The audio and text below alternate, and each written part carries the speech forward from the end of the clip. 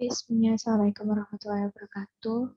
Yang terhormat pada Bapak Panji selaku dosen ekonomi kelembagaan dan teman-teman yang saya sayangi. Di sini kami dari kelompok 5 akan membahas mengenai kelembagaan urusan pangan dari masa ke masa dan kebijakan ketahanan pangan. Sebelumnya dari kelompok kami beranggotakan 3 orang. Yang pertama, saya Wahyu September Anggraini dengan NPM 2010101084. Kemudian ada teman saya Bagus Adi Laksono dengan NPM 2010101130. Dan yang terakhir ada Ilham Rafiqil Ummah dengan NPM 2010101060. Mungkin langsung saja untuk penyampaian materi tentang kelembagaan urusan pangan dari masa ke masa dan kebijakan ketahanan pangan yang akan disampaikan oleh rekan-rekan saya. Silakan.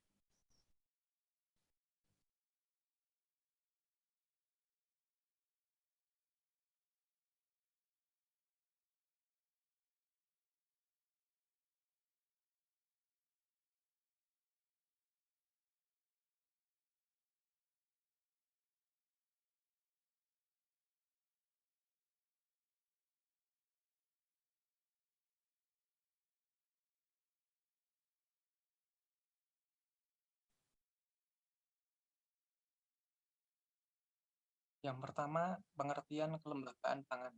Kelembagaan pangan dalam masyarakat adalah organisasi dan/atau norma penyelenggaraan pangan yang berlaku di masyarakat.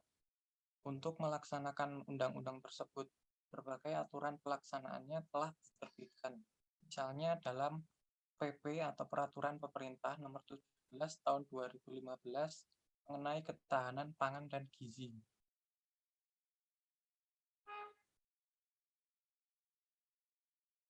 Studi masalah mengenai keberhasilan Bulog di era Orde Baru tersebut, di era Orde Baru juga tidak lepas dari tata kelola dan manajemen institusi Bulog.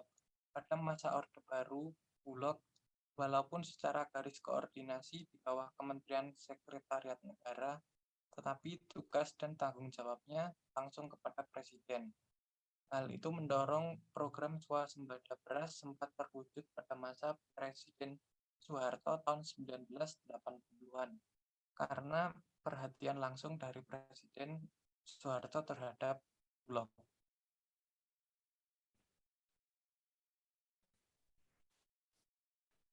Ya, peran Bulog diakui telah bergeser pada saat setelah terjadi krisis moneter tahun 1998.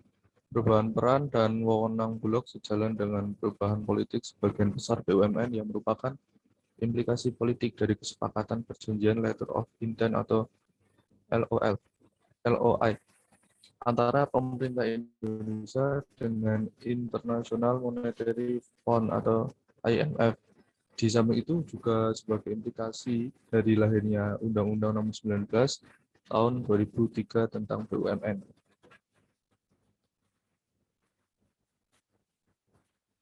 Indonesia perlu belajar dari Thailand dalam pengelolaan beras. Semua beras yang diproduksi petani di Thailand dibeli pemerintah dengan harga yang memungkinkan petani meraih keuntungan.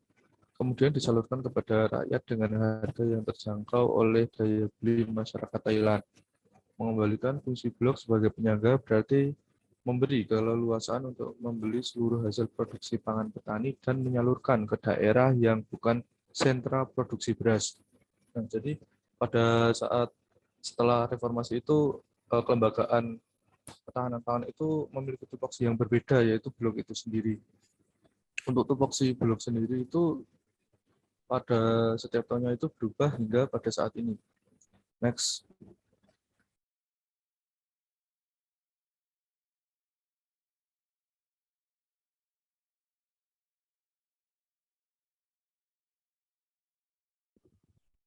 Hasil pembelian beras oleh Bulog dengan harga ditetapkan pemerintah, maka dapat digunakan pemerintah untuk berbagai keperluan khususnya untuk menyejahterakan rakyat dengan harga beras terjangkau.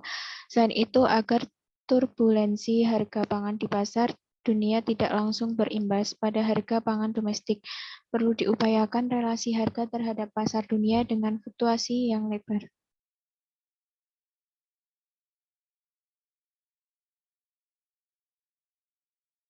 Di sini bisa kita lihat mengenai grafik indeks ketahanan pangan Indonesia menurut Global Food Security Index tahun 2012 sampai tahun 2021.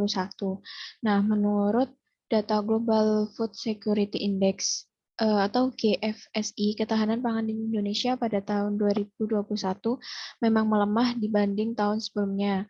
GFSI mencatat skor indeks ketahanan pangan Indonesia pada tahun 2020 mencapai level 61,4. Namun pada tahun 2021 indeksnya turun menjadi 59,2. Nah, indeks tersebut menjadikan ketahanan pangan Indonesia tahun 2021 berada di peringkat ke-69 dari 113 negara. GFSI mengatur ketahanan pangan negara-negara dari 4 indikator besar, yakni keterjangkauan harga pangan, ketersediaan pasokan, kualitas nutrisi dan keamanan makanan, serta ketahanan sumber daya alam. Menurut penilaian GFSI, harga pangan di Indonesia cukup terjangkau dan ketersediaan pasokannya cukup memadai jika dibandingkan dengan negara-negara lain. Namun, infrastruktur pertanian pangan Indonesia masih di bawah rata-rata global. Standar nutrisi dan keragaman makanan pokok juga masih dinilai rendah. Sumber daya alam Indonesia juga dinilai memiliki ketahanan yang buruk karena belum dilindungi kebijakan politik yang kuat, serta rentan terpapar bencana terkait perubahan iklim, cuaca ekstrim, dan pencemaran lingkungan.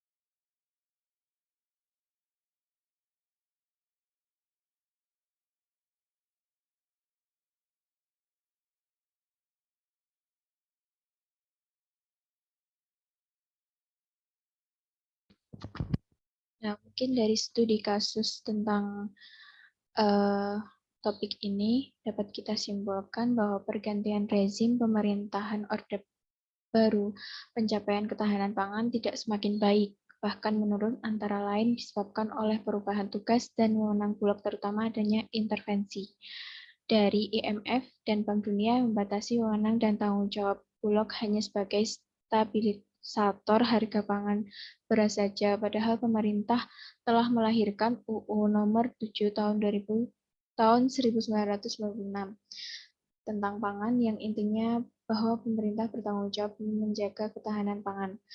Sejak tahun 2003, dengan perubahan status Bulog dari lembaga pemerintah non-departemen menjadi BUMN, berbentuk perusahaan umum, Perum Bulog masih dihadapkan pada dilema tugas dan fungsi, yakni di satu sisi menjalankan tugas publik yang ditugaskan negara, tetapi di sisi lain Perum Bulog juga dituntut untuk mengejar keuntungan atau fungsi bisnis. Dalam realita, pasca Perum Bulog tidak mampu untuk meredam gejolak harga pangan di luar kontrol harga beras, karena antara lain kurangnya koordinasi dan tidak adanya sinergi antara Bulog, Kementan, dan Kemendak dalam urusan pangan pokok. Hal ini juga menyebabkan masih panjangnya mata rantai tata niaga pangan sehingga mengancam stabilitas harga beberapa komoditas pangan. Nah, mungkin itu yang dapat kelompok kami sampaikan mengenai kelembagaan urusan pangan dari masa ke masa dan kebijakan ketahanan pangan. Dari kami, mohon maaf apabila ada kesalahan kata. Sekian. Wassalamualaikum warahmatullahi wabarakatuh.